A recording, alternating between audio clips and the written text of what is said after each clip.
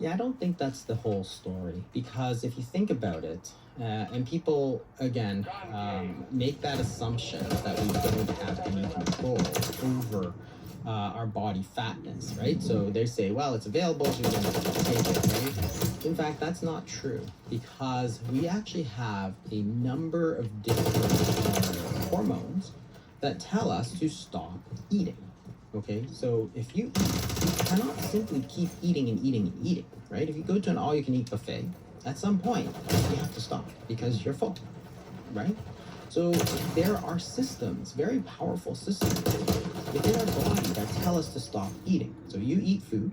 There are stomach stretch receptors, for example. So as your stomach stretches out, it sends a signal to your brain and says to stop eating. If you eat a lot of protein, it activates a hormone called peptide YY, which tells you to stop eating. If you eat a lot of dietary fat, you activate a hormone called cholecystokinin, which again tells you to stop eating. And these are very powerful. If you look in the wild, there are no obese antelope. There are no obese lions. Why? Because how much body fat you carry is actually very important. If you're obese as an antelope, you're going to get eaten. If you're an obese lion, you're not going to catch any food. So therefore, it's going to correct itself. So if I overeat now, my body will basically overcompensate by burning it absolutely. So if you eat a huge meal, right? You go to a big wedding or something like that, you eat a huge meal. The next day, you eat a giant steak. So you're activating all these satiety hormones, peptide YY, cholecystokinin. You're eating all this food.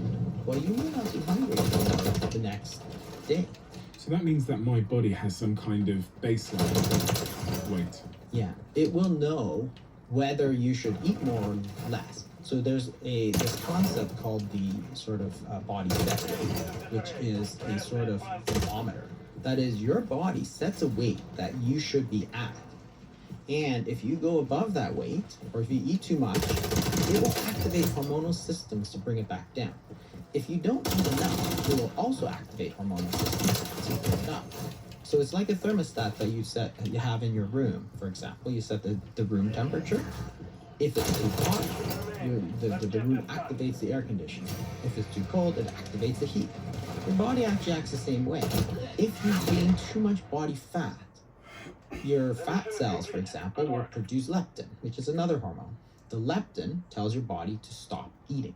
That's really interesting. So in the case of obese people, their set Yes. point must just be really high. Yes, that's the crux of the matter. Why is that set point being overridden? Just like if you have a room that's too hot, and you look and you say, the thermometer is set for room temperature, why is it so hot in here?